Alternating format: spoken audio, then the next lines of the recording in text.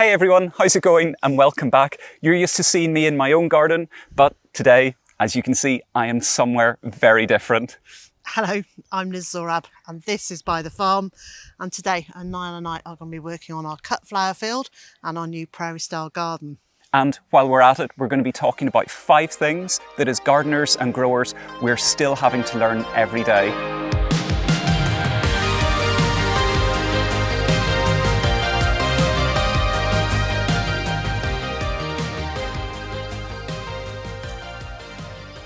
These are going to look great, aren't they? I think they're going to look fantastic.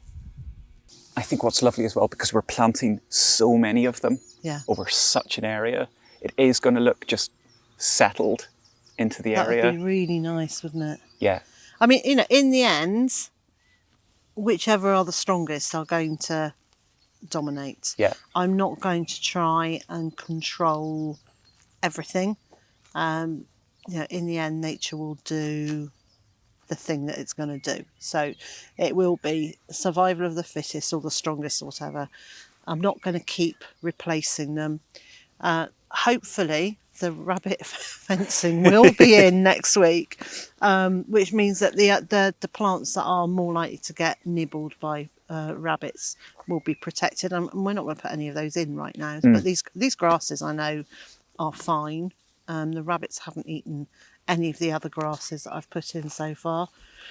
But that's the thing, you know, nature will always, I'm using it as a guide, but in the end, I'm only a steward of this space, and nature will absolutely say, no, this is what's going to work, what isn't. And as a way of gardening, I'm really enjoying that. And I'm just, you know, in the veg garden, I feel like I'm controlling it much more. Yeah. But everywhere else, in some ways, I'm letting nature do her thing. I'm really liking that we're actually getting quite a lot done. And already, like, how much have we planted up this morning? I know, it's looking good, isn't it? About 30 things. I think that would be my thing. And I suppose the second thing to talk about is there's a phrase in video making, actually, called done is better than perfect. And I really need to learn to live that, particularly in the garden, because you know me well enough at this stage to know I like things done a certain way. Well, you do, and like when you did the veg garden, you did it almost the exact opposite to the way I build a veg garden, as much as that you planned it, you made all of the beds, you got them filled, and it was all ready to go before you started planting. Yeah. And it looked great, I've got to say. It looked absolutely great. It looks lovely. And I was really quite envious of that. But I do it the other way around, in that I make one bed, I fill it, I get it planted, I make the next bed. So it never looks perfect. Yeah. But it is getting done. Yeah. And I think that's where I know that I put pressure on myself to always get everything just right. But what it can end up doing is slowing me down.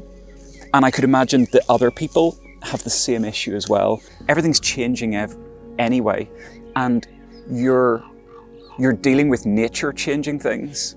So it doesn't need to be perfect all the time. And I think I really need to learn that. I think it's a really hard one to learn. In our previous place, the first year we built, I can't remember whether it was 8 or 10 veg beds, and I didn't feel able to plant in the rest of the garden because we hadn't made raised beds. And it was like, looking back, that's madness. Why didn't I just put potatoes on the ground and cover them with all the things that I've done later, cover them with hay or cover them with compost? Why didn't I just, because all I was doing was making a frame to put the cardboard on, to put the soil on. So I could have done that without the frame, but I got it into my head that it had to look a specific way. Yes. And what it actually did was stifle my creativity. Yeah. And I think that's the thing, is that, like this morning, we're just putting plants in. Yes. We're looking round, we're putting things down, we're talking to each other and going, does that look nice? Yeah, get them in the ground. Yeah. And it does show that when you relax a little bit, you can achieve more, and you can achieve more without putting pressure on yourself. So I think that's the next thing I need to learn. Done is better than perfect. I'm going to have to repeat that in my head for a while, I think. Yeah, well, it can become your mantra, can't I think it? it's going to have to be. Thinking about what I wanted to put in here Yeah. was like, in some ways, my imagination was the only limiting factor. So I could, to some extent, I could just please myself. Yeah. And I think that's really important. And it's certainly something I'm learning, is I only have to please myself, because it is so easy that, years ago there would have been that keeping up with the Joneses. I think it's inbuilt into so many of us anyway, this thing of, no, my garden has to look a certain way. And whether that's fitting in with it looking really formal or looking really natural, or somebody wants to grow vegetables, but they feel like they have to try and be self-sufficient, or everybody's trying to fit into something, when actually you do only have to please yourself. And I know that I'm guilty of this, and I find myself more and more guilty of it, actually, rather than getting better. I should be getting better.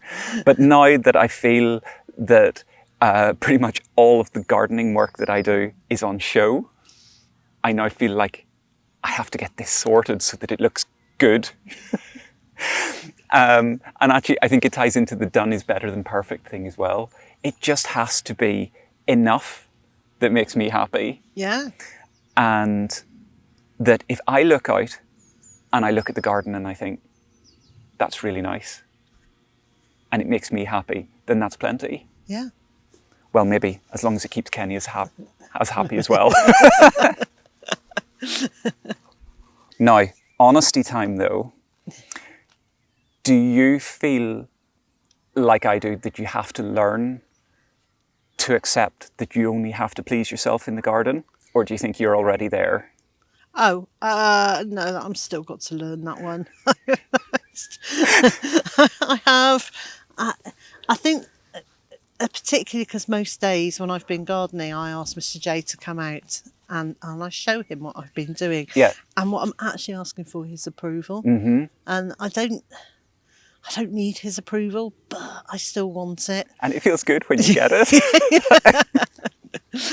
So yeah, it's a really ingrained one. Yeah. And I think that's going to be a really hard one to. Oh look, and I'm tearing a piece of grass in my stress of thinking about this. It's going to be a hard one. It's going to be a journey.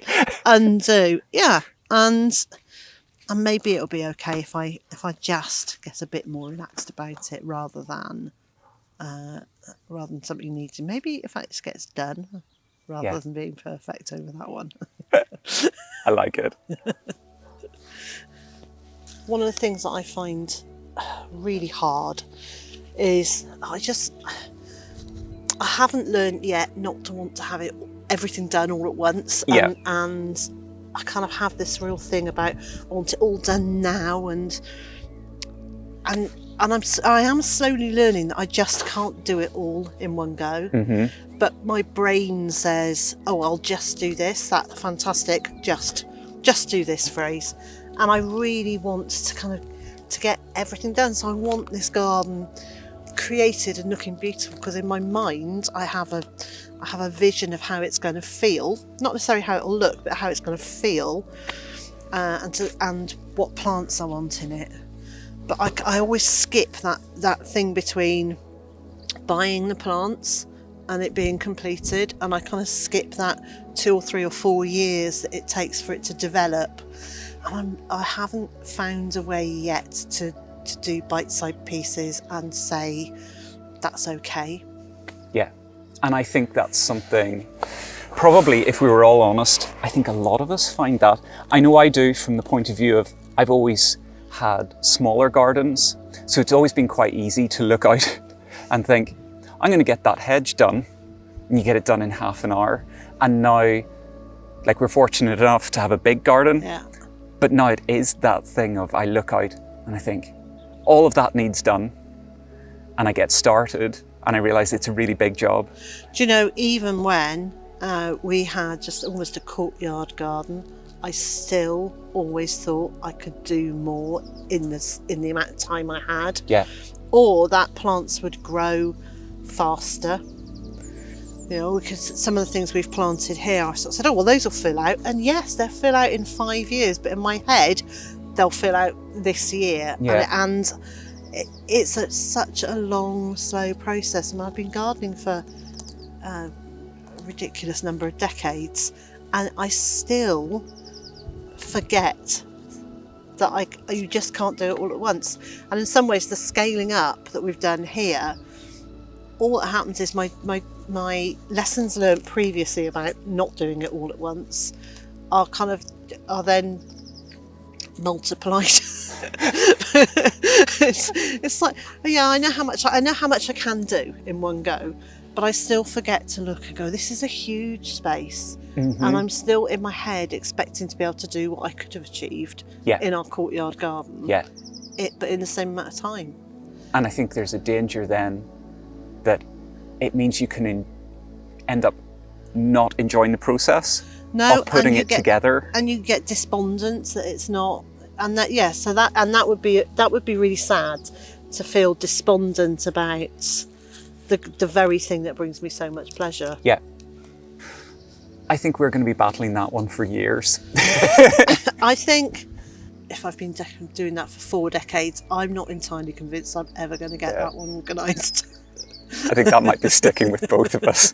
But we'll try. We'll try. And that gives us a very nice segue into what I think needs to be the last point that we're talking about in terms of what do we need to learn. And for me, it sounds simple, but it is learning to just enjoy and having a bit of fun. Yeah. And it seems so easy to say it. And I think it gets said quite often, but actually I think it's quite hard to do, because you know yourself from having quite a big place here with a lot of different things going on, and the fact that you're having to set it up from scratch. Yeah. And I'm the same in that my garden's smaller than yours, but it's still high workload, that it's really easy to get bogged down in that like task list thing. And, oh, I need to get this done, and I need to do this, and I need to make sure it looks right. And actually sometimes what we need to do is we need to actually just have fun and not necessarily push ourselves into, oh, we must go out and have a moment to relax and contemplate, but actually just go out and enjoy it, whether that's doing something or whether it's just wandering. Yeah. So one of the things I've been trying to do recently is look at the language that we use around gardening, because we always talk about jobs for the weekend or going out, tasks for this month. Yeah. And if we can change the language so it's less work orientated and more play. Yeah. So I've tried to start saying I'm going out to play in the garden, which isn't to demean the work I'm doing. So it isn't to demean the activity. It's more to make it not feel like this is a job, but this is something that I'm choosing to do. Yes.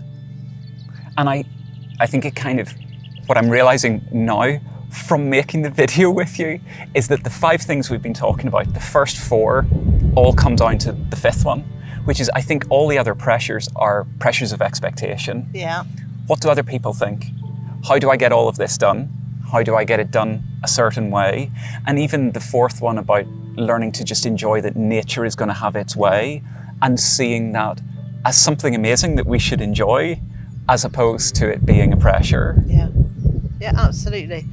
And I feel like it would be nice if we could set up some different language for like jobs and tasks. So I'm actually going to say, if you've got any words that you think would work rather than jobs for the weekend or tasks for the garden, it would be really nice if you wanted to share those in the comments, and then maybe we'll pick some of those up and actually just start using those on a regular basis and change the language we're using, and then that might change the way that we're thinking about it just on a day-to-day basis. Yeah, and I think it's easy for us to say, go out and enjoy your garden. And I know that that's not easy, because you might be looking out at your garden and thinking, but the hedges need cut. So maybe if more and more people start using this better language, and like Liz says, leave a comment down below. If you see that there's more and more of us saying, here's a great thing to do in the garden instead, I think we could get a bit of a groundswell.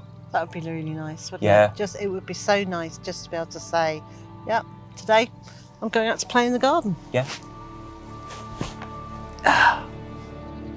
Saying that though, how many more 100 plants do we have to plant? A couple of 100. I'm going home to Ireland.